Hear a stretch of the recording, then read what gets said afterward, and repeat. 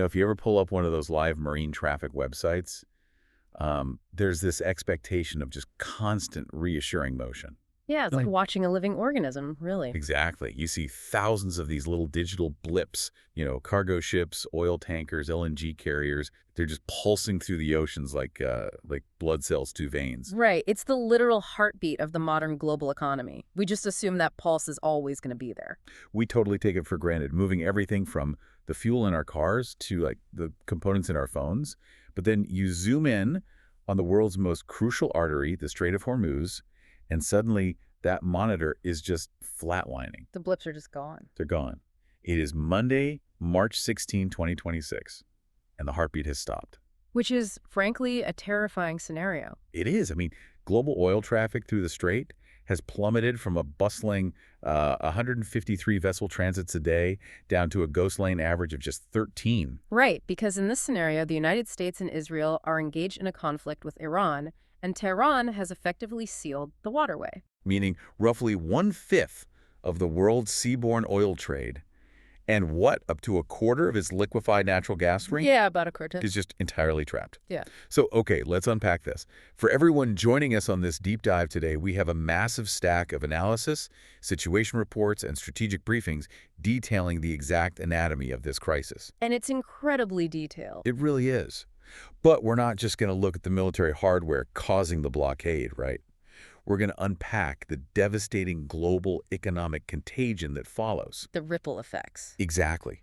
We'll look at the ticking time bomb for global agriculture, which honestly might be the scariest part of this whole thing.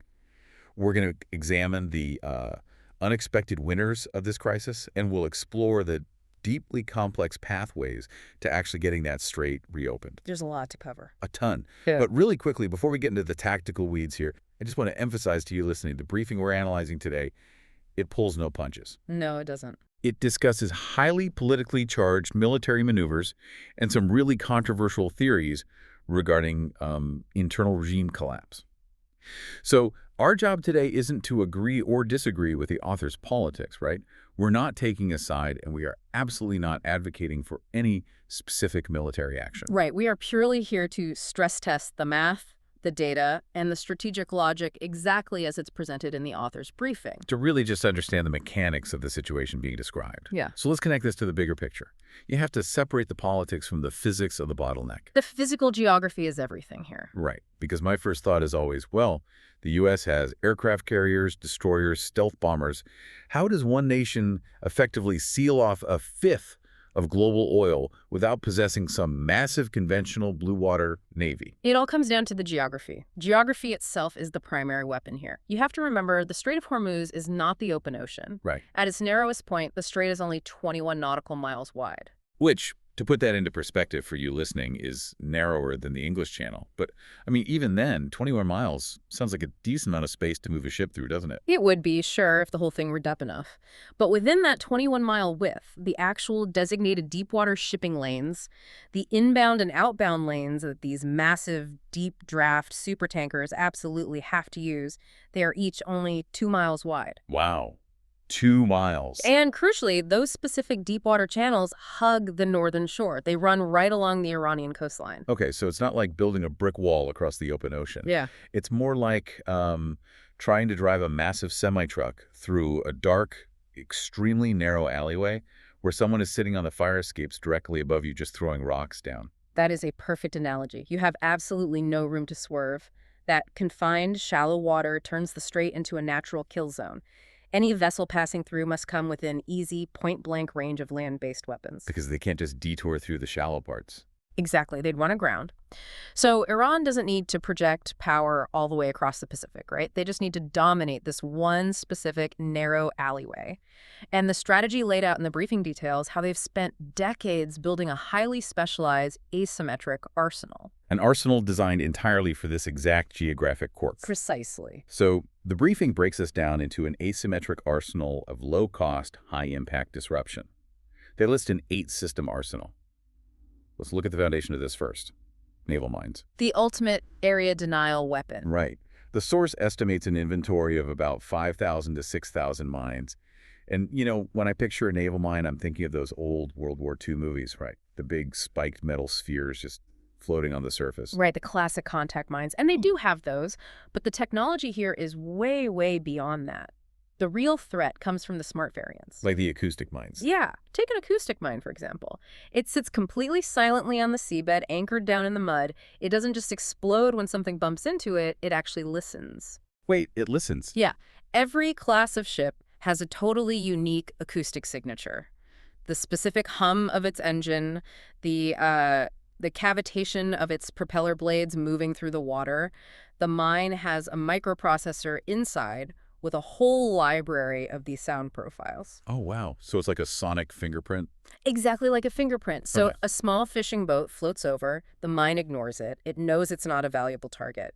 But a 300-meter, very large crude carrier, or a naval destroyer passing overhead. It recognizes the fingerprint. It matches the acoustic signature, wakes up, and detonates a massive explosive charge directly upward into the hull of the ship. That is terrifying. And they have magnetic mines too, right? Yeah. Doing essentially the same thing, but sensing the massive distortion in the Earth's magnetic field. Right, caused by 100,000 tons of steel moving through the water above it. So how are they even putting these in the water? You'd think we'd see massive mine-laying ships and just, stop them before they drop them. Well, that's the asymmetric part. They don't need large, easily targetable military ships. They deploy them using small, inconspicuous civilian-style dhows or speedboats. Like fishing boats. Yeah, or even midget submarines like the Ghadir class. The strategic value of these mines isn't just in the ships they physically blow up. It's the invisible, persistent psychological terror they create. The fear of the unknown. Exactly. If you drop just a dozen acoustic mines in a 2-mile wide channel, you've essentially closed that entire channel until a highly specialized team can definitively prove it's clear. And while you're sitting there trying to clear those mines, you're getting shot at. Right. Because the next layer of this strategy involves anti-ship missiles. The briefing highlights the Nor and Kader cruise missiles. It says they have a 300-kilometer range and they're sea skimming. Now, what exactly makes a sea-skimming missile so dangerous to a modern warship? It's all about exploiting the curvature of the Earth. A ship's radar operates on a line of sight, right? Right. So if a missile is flying high up in the sky, the radar sees it hundreds of miles away. That gives the crew minutes to track it and shoot it down. But a sea-skimming missile drops down right after launch to fly just a few feet above the crest of the waves. Oh, so it hides below the curve. Exactly. Because the Earth curves, that missile stays hidden below the ship's radar horizon until the very, very last moment. By the time it pops up over the horizon and the radar finally detects it, the ship's automated defense systems might only have seconds to react before impact. Seconds. That's insane. And then, on the completely opposite end of the spectrum, the strategy incorporates ballistic missiles, like the Khalish-Fars. The Mach 3 to Mach 5 threat. Right. The source emphasizes the speed. So instead of hiding low, this thing goes high into the atmosphere and just comes screaming down. Yeah, you are dealing with a maneuvering warhead coming down at hypersonic or near hypersonic speeds.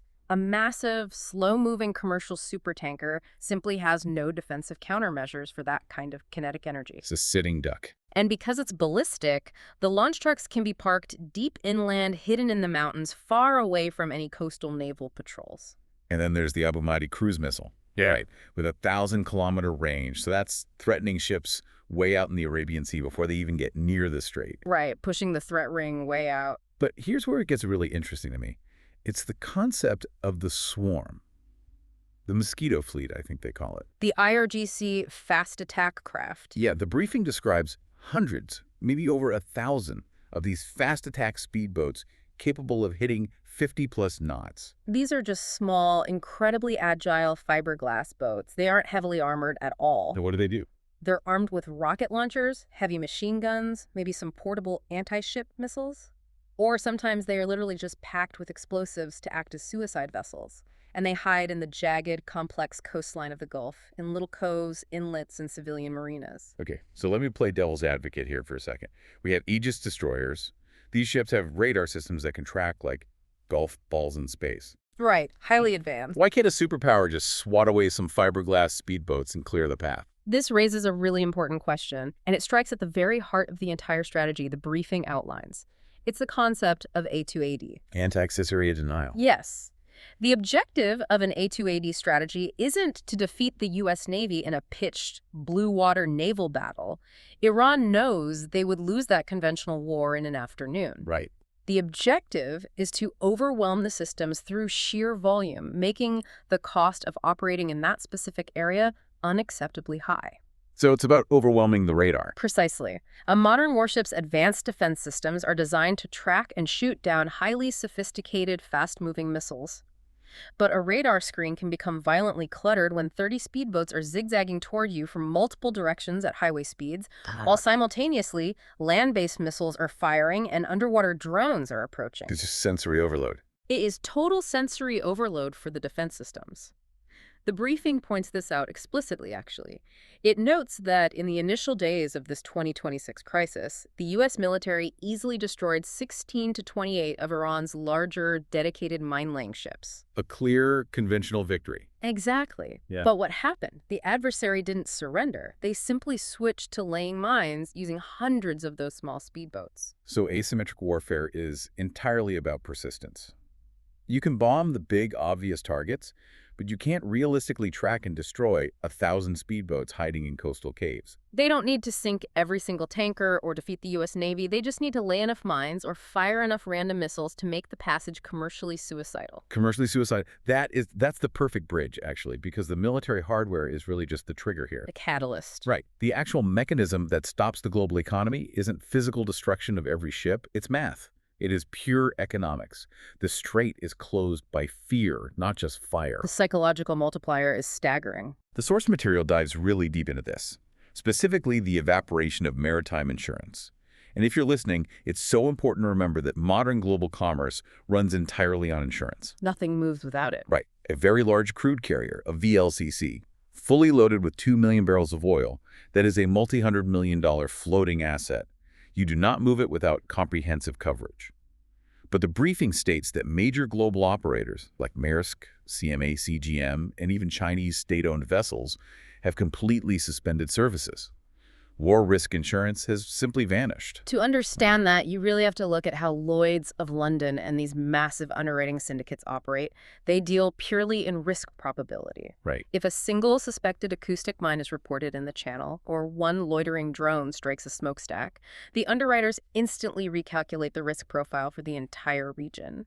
The premiums spike to levels that instantly erase any profit margin the shipping company might have made on that voyage. So the shippers just self-censor. They park their boats. The whole Iranian strategy relies on this financial fragility. So let's look at the terrifying economic shockwave, the source models out here. We are talking about a $330 billion hit to the global economy. Which is roughly a 0.3% of global GDP. And that's just in the first 2 weeks. Right. The price of Brent crude, which is the global benchmark, surged from pre-crisis levels of around $70 or $80 a barrel to hover near 100, peaking at one point at 119. And the underlying mechanism here is crucial to understand. The risk premium. Yes. Roughly $40 of that price is pure risk premium. That's not a reflection of oil that has been physically blown up. It's the cost of the sheer panic that the oil won't arrive. And that hits you, the consumer, immediately at the pump. The briefing notes U.S. gas prices are up 20 to 65 cents a gallon, depending on the region. But then there are the freight costs, right? The hidden costs in the supply chain. Shipping rates for VLCCs exploded from $120,000 a day to $420,000 a day. Because the very few maverick ship owners who are actually willing to operate anywhere near the region are charging an absolute premium for taking on that massive risk. That's right. And those skyrocketing transportation costs get passed directly down the supply chain to literally everything you buy. But the briefing's long-term projections are where the real alarm bells ring. If it stretches out. Right. If this closure stretches to 3 to 6 weeks, that global GDP loss hits roughly $770 billion. If it goes on for months. The models warn of a $2.2 trillion hit, pushing global inflation up by 2.5 points and sparking a return to 1970-style stagflation. Stagflation, like the absolute worst-case scenario for central banks. You have stagnant economic growth combined with high inflation, so prices are skyrocketing.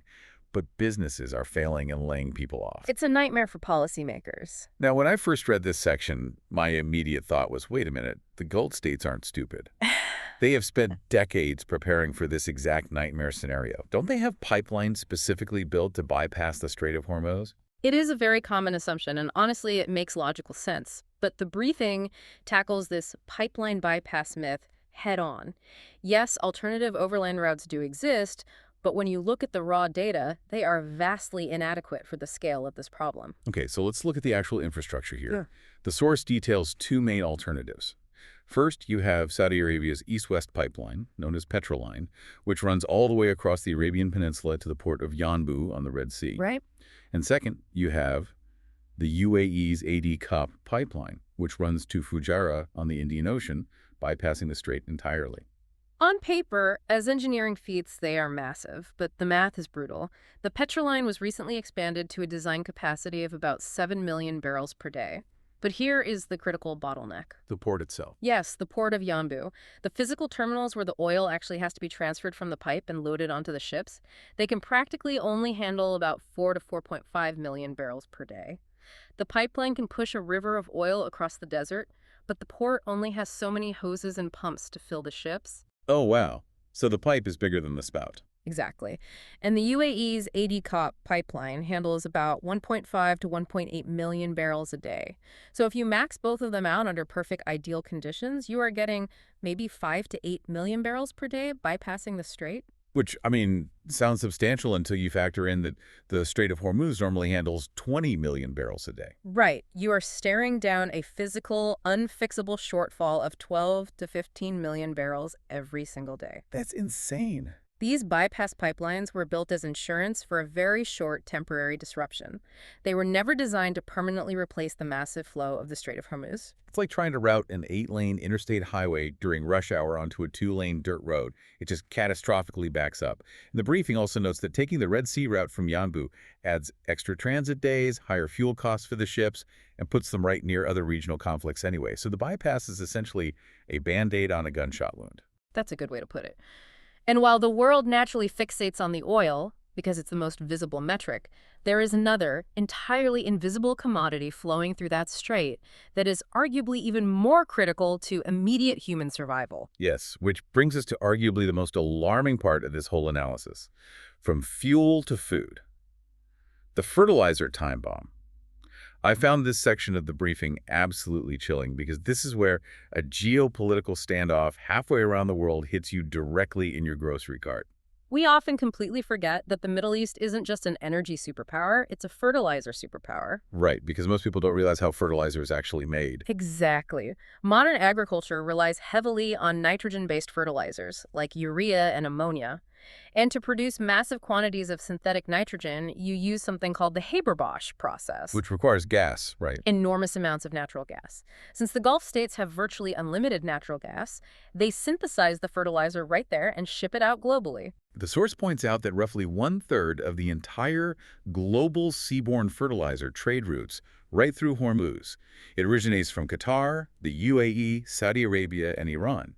And with the strait closed, urea prices have shot up 25 to 71% in just 90 days. It's a massive spike. The U.S. alone, the briefing notes, is 25% short of its typical spring supplies, largely because the U.S. imports up to half of its urea. And this is where the specific timeline of this hypothetical March 2026 crisis becomes totally devastating. It's all about the biological clock of crops. Right. If this had happened in, say, October, the agricultural markets might have had time to adjust, stockpile, or change planting strategies. But mid-March is the absolute peak window for spring planting in the Northern Hemisphere. The briefing provides the hard numbers on this.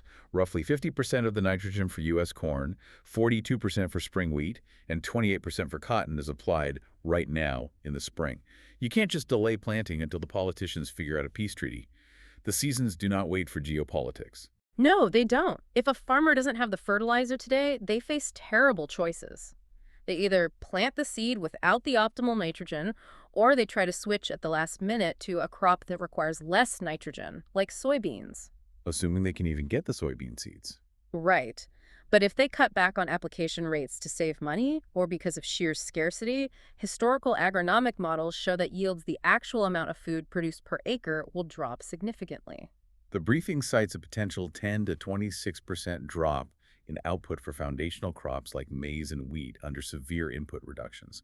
That is a massive systemic hit to the global breadbaskets. And while a farmer in the American Midwest might face a financially devastating year, the global stakes are much darker. Vulnerable populations in sub-Saharan Africa and South Asia who are heavily dependent on imported grain and imported fertilizer face severe immediate food insecurity. The source specifically notes that Bangladesh has already had to close 5 out of its 6 fertilizer factories due to gas shortages and supply chain disruptions. It's a cascading failure. It really hammers home that this isn't just a military conflict about lines on a map or oil company profits. It is a direct, immediate threat to the foundational chemistry of modern food production. Less natural gas equals less fertilizer. Less fertilizer equals less food, period. But, as with any massive global disruption, as the system violently tries to rebalance itself, there are entities that suffer immensely, and there are unexpected beneficiaries. Okay, let's look at who is actually gaining from this crisis, because my first thought, looking at the missing 20 million barrels of oil, was, well, what about Russia? They're the 3rd largest producer in the world. They aren't reliant on Hormuz. Can they swoop in, crank up the pumps, and save the day while making a fortune? The author breaks down the math on this, and regarding volume, the answer is a definitive no. Really? Yeah. Russia's output is roughly 8.6 to 9.2 million barrels per day. The briefing estimates they can only add maybe 300,000 to 400,000 extra barrels per day in the short term by reactivating idle wells. Right, they simply don't have 15 million spare barrels sitting around waiting to be pumped. Exactly. Their older Siberian fields require heavy, continuous investment to maintain pressure, and Western sanctions have cut them off from the advanced technology needed to expand rapidly, so they cannot replace the missing volume. However, and this is a big however, they are absolutely cashing in on the price panic. The source details how Russia is utilizing its shadow fleet. Now, for anyone listening who might be unfamiliar, how does a shadow fleet actually operate in practice? It's essentially a maritime black market. You have hundreds of aging, lightly regulated oil tankers flying flags of convenience from countries with lax maritime laws. So they just sort of hide in plain sight. Right. To avoid sanctions, these ships will turn off their AIS transponders, their automatic tracking systems, so they just vanish from global monitoring. They will often rendezvous with other ships in the middle of the ocean at night and conduct massive ship-to-ship oil transfers to obscure the true origin of the crude. Wow. And the briefing says they are redirecting all this existing supply to desperate buyers in Asia, particularly China and India. China is taking over 2 million barrels a day from them. And because the global benchmark price has shot past $100 a barrel, Russia is suddenly generating hundreds of millions of dollars more daily for the Kremlin, even if their total volume hasn't dramatically increased. They get all the financial upside of the global panic without having to actually solve the global supply problem. It's a massive short-term windfall. But the briefing also highlights another far more structural beneficiary. And this is perhaps the biggest irony and the biggest silver lining in the entire scenario. The explosive catalyst for solar energy. Yes. So what does this all mean for the green transition? You'd think a global economic crisis, with inflation spiking, would slow down massive capital investments in renewables. Historically, yes, because capital gets tight and borrowing costs go up. But what's fascinating here is how the sheer shock of $100+ oil fundamentally alters the underlying math of energy infrastructure. The briefing points out that when the price of fossil fuels spikes this aggressively, the payback period for a new solar installation shrinks dramatically. The payback period being the time it takes for the savings on your electric bill to cover the upfront cost of dyeing the solar panels. The source says it shrinks from 7 to 10 years down to just 5 years in many markets. That changes it from a nice-to-have environmental project to a we must do this to survive financial imperative. Precisely. Homeowners, businesses, and massive industrial users suddenly see solar not just as green energy, but as the ultimate hedge against geopolitical volatility. Now, the briefing does carefully note there are headwinds, of course. Right. Manufacturing solar panels takes energy, and shipping them around the world costs more when global freight rates are sky high. That adds a 5 to 10% premium to supply chains. But the source concludes that despite those supply chain hikes, solar's LCOE levelized cost of electricity remains totally dominant. And just to clarify LCOE for everyone, that's basically calculating the total cost of building and running a power plant over its entire lifetime, divided by the total energy it produces. Yes. And because the fuel for a solar farm sunlight is permanently free, the LCOE plummets once it's built. What's crucial here is that solar energy is entirely immune to tanker routes, naval mines, and geographic choke points. It's decentralized. Exactly. Once the panels are on your roof or tied into your local grid, a crisis in the Strait of Hormuz cannot cut off your power. The author projects that this crisis is effectively shaving years off the timeline for global solar capacity, pushing it rapidly toward the 8 terawatt mark by the mid-2030s. It's incredible. An oil crisis engineered by fiberglass speedboats and acoustic mines might be the exact historical trigger that accelerates the end of the oil age. It's a huge paradox. It really is. But as optimistic as that long-term view is, the short-term reality is that the world still desperately needs that strait opened before the global economy just breaks. We know the damage, we know the stakes. How does the international community actually open the valve again? The briefing details a highly complex three-phase military sequence that the U.S. Navy and its allies would likely employ. It's heavily modeled on Operation Earnest Will, which was the naval escort operation during the 1980s tanker war. Okay, let's walk through these phases. Phase 1 is suppress. This is ongoing in the briefing scenario. It involves using air power and cruise missiles to destroy the launch platforms, the coastal missile batteries, and the mine layers. You have to buy breathing room. You cannot send in slow, methodical mine-clearing ships if they are constantly being targeted by Mach 3 anti-ship missiles. Makes sense. So phase 1 is degrading that asymmetric threat from the air. Phase 2 is clear. And the briefing is very explicit that this is the hardest technical challenge of the entire operation. Right. The U.S. relies heavily on littoral combat ships, or LCS, in the region. The source specifically names the USS Canberra, Tulsa, and Santa Barbara. It says they use MH-60S helicopters equipped with airborne laser detection systems and autonomous unmanned surface vehicles to hunt the mines. High-tech stuff. Yeah. Now, I read this and thought, we have lasers scanning the water and autonomous underwater drones. Why does the source say clearance is a nightmare that will take weeks to months? Because the physical environment is incredibly hostile to that advanced technology. The waters in the Strait of Hormuz are highly turbid. Turbid meaning murky, like full of sand and sediment. Exactly. Fast-moving currents churn up the sandy bottom. Lasers and optical sensors rely on clear water to detect the distinct shape of a mine. In murky water, the laser light just scatters off the sediment, rendering a billion-dollar detection system nearly useless against a $5,000 mine. Oh, wow. And acoustic sonar struggles too, because shallow, jagged, rocky environments create massive sonar clutter. The sound bounces off every rock, making it incredibly hard to distinguish a mine from a boulder.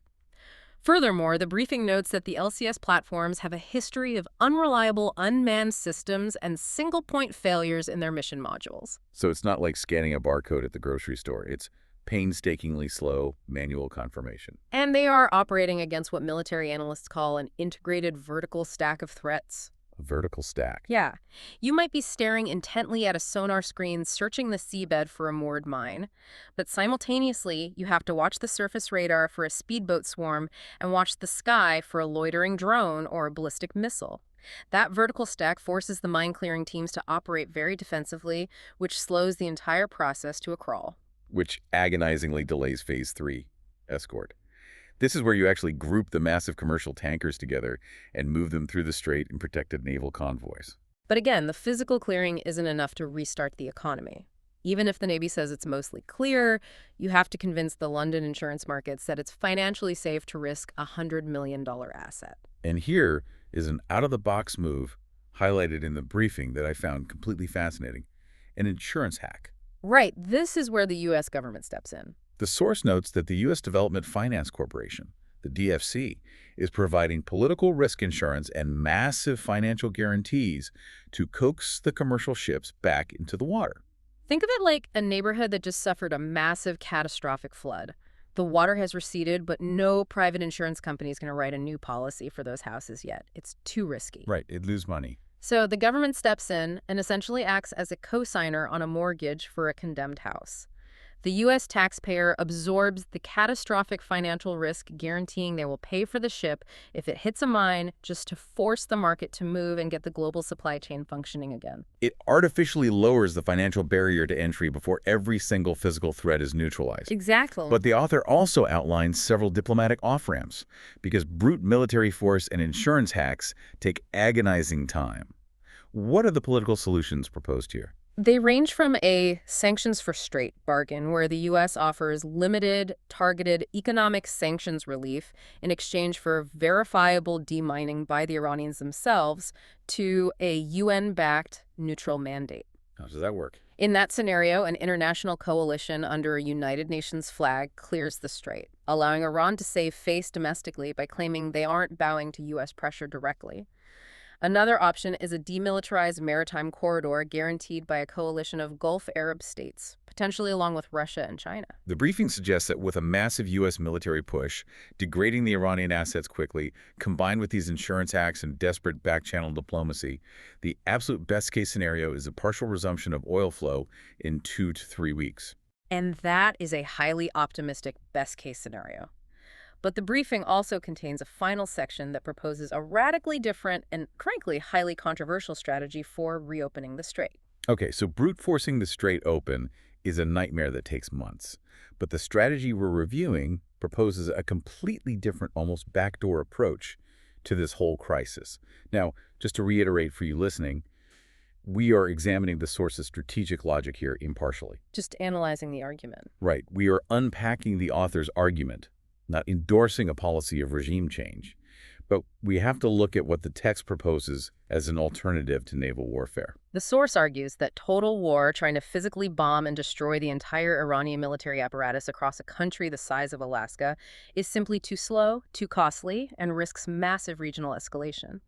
The author posits that the fastest route to reopening the strait is actually internal regime collapse. Let me push back on this immediately. Yeah. Wait, so the author's argument is that triggering some domestic protests is going to topple a deeply entrenched 40-plus-year-old regime fast enough to save the global economy. Isn't that incredibly optimistic, if not totally unrealistic? How does that logic even work? The argument rests on the premise that the Iranian regime is fundamentally brittle, and its day-to-day survival rests almost entirely on its ability to rapidly suppress its own population. The regular conventional army, the Artesh, isn't the primary tool for this. It's the IRGC, right? Yes. The regime relies on the IRGC, the Revolutionary Guard, and specifically its paramilitary volunteer wing, the Bassi militia.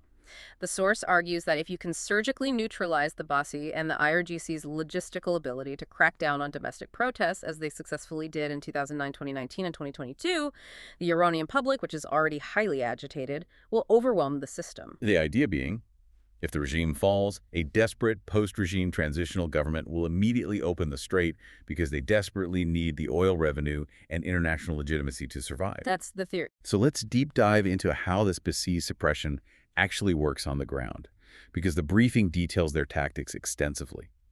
How does this internal control operate, and why does the author think it can be broken? It is a deeply entrenched, layered system of societal militarization. The Basij aren't just riot police living in centralized barracks. They operate out of highly decentralized grassroots bases, very often located inside local mosques in neighborhoods across the entire country. So they are already embedded in the community. They know who lives where. Exactly. When a protest sparks, the first tactic isn't brute force, it's plainclothes infiltration. Basij members in civilian clothes blend seamlessly into the crowd. They identify the vocal leaders, they film the organizers with their phones, and they create a suffocating atmosphere of paranoia because the protesters never know if the person chanting next to them is an informant. Oh, wow. And then the briefing describes the motorcycle shock units. This sounds terrifying. Yeah. It's a highly effective psychological and physical tactic. Dozens of besieged riders on motorcycles, often armed with batons, chains, or worse, suddenly charge at high speed directly into a dense crowd. Just driving straight into people. Yes. Motorcycles can navigate narrow urban streets where police vans can't go, they're incredibly loud, and the sudden visceral shock of a mechanized charge scatters a crowd almost instantly. It breaks the physical mass of the protest. So it's layered crowd control. The source says the besieged initiate the disruption, scatter the crowd, then formal riot police escalate with tear gas, and the heavily armed IRGC stays in reserve just in case things get truly out of hand.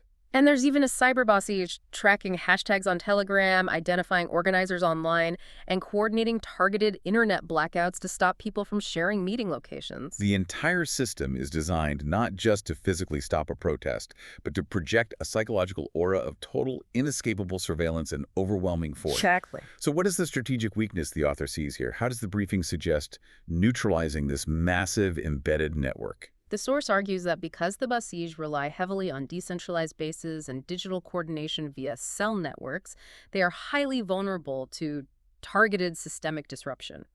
If U.S. or allied cyber operations can jam their localized communications and precision airstrikes take out the specific logistical hubs that supply their fuel, their riot gear, and their paychecks, specifically targeting the Qatam al-Anbiya. Wait, the briefing mentions Qatam al-Anbi as an economic conglomerate. How does a military unit have an economic conglomerate? In Iran, the IRGC isn't just a military force. They control vast swaths of the national economy. Qanam Al-Andiya is their engineering and construction firm, but it effectively operates as a massive slush fund, controlling billions of dollars in infrastructure projects. Oh, I see. The author suggests that if you sever that financial head, destroying the nodes that allow them to pay and fuel the besiege, these local militia units could be left operating in blind, disconnected, underfunded silos. They wouldn't be able to coordinate the motorcycle charges, organize the plainclothes infiltrators, or execute the internet blackouts. Exactly, and this raises an important point about the fragile nature of authoritarian control. It relies heavily on the perception of absolute invincibility. Right, the fear. The author argues that the moment the Iranian public realizes the Basij cannot mobilize, the moment a crowd sees that the enforcers are blinded, disorganized, or literally out of gas for their motorcycles, the paralyzing fear evaporates. And without that fear, the author posits that the sheer scale of public anger, pent up over years of extreme economic hardship and repression, will pour into the streets and overwhelm the system faster than any conventional military invasion ever could. It's a highly provocative theory. The idea that the key to unlocking the world's most vital maritime choke point isn't a laser-equipped drone submarine hunting mines, but rather the internal collapse of the regime's neighborhood enforcement squads. It really highlights how deeply interconnected geopolitics, military strategy, and domestic civil society are. You cannot separate the mine-laying boats in the strait from the motorcycles in the streets of Tehran. They are two sides of the same strategic coin. As we pull all these desperate threads together, this hypothetical Hormuz crisis of March 2026 proves a terrifying point about the modern world. We have built a $100 trillion global economy that is an absolute marvel of logistical efficiency. But that efficiency has come at the brutal cost of resilience. The global system is highly optimized, but it is not robust. It relies on everything working perfectly all the time. Exactly. This briefing shows how a few thousand relatively cheap mines and a fleet of fiberglass speedboats can bring that entire massive system to its knees. It impacts absolutely everything. It dictates the cost of your morning commute because of skyrocketing risk premiums on oil. It dictates the price of a loaf of bread in your grocery store because urea fertilizer is stuck on a ship halfway around the world. It creates a massive, sudden financial windfall for a sanctioned nation like Russia operating a shadow fleet, while inadvertently and violently accelerating the global transition to solar energy out of pure, desperate financial necessity. It is the ultimate geopolitical butterfly effect. But I want to leave you listening with a final lingering thought, something to chew on that wasn't explicitly spelled out in the source, but builds on every single vulnerability we've just discussed. Let's hear it. This deep dive showed us how catastrophic it is when just one maritime choke point is rendered impassable by asymmetric warfare. We saw the math. $330 billion lost in weeks, stagflation, global food insecurity. But if you look at a map of the world, global trade doesn't just rely on Hormuz. It relies on half a dozen of these incredibly narrow, fragile passages: the Panama Canal, the Suez Canal, the Bab el-Mandeb, the Malacca Strait. All of them natural geographical bottlenecks, all of them surrounded by complex geopolitics. Right. So if asymmetric, low-cost warfare smart mines, sea-skimming missiles, and fiberglass drones can paralyze Hormuz for weeks or months, completely neutralizing the presence of the U.S. Navy, what happens to our hyper-interconnected world the day a coordinated disruption targets 2 or 3 of these choke points at the exact same time? The economic modeling for a simultaneous multi-strait failure doesn't even really exist because the math simply breaks down. It wouldn't be a disruption. It would be a systemic reset of global trade. So think back to that satellite map we started with, the living, breathing pulse of global trade, the little digital blips moving across the screen. We assume it'll always be there, but the veins are incredibly narrow and the system is far more fragile than we want to admit. Something to think about the next time you put gas in your car, or grab a loaf of bread at the grocery store. Definitely. Thank you so much for taking the plunge and joining us on this deep dive. We'll see you next time.